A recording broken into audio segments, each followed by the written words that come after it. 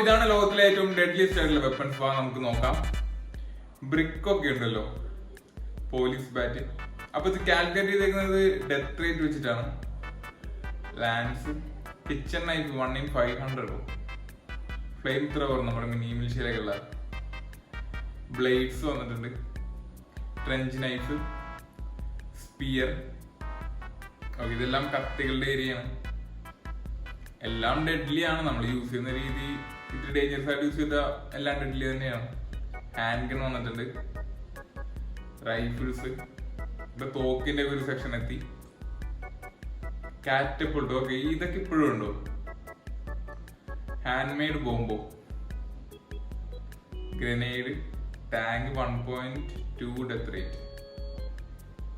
Okay, biological weapon 1 in 1.01.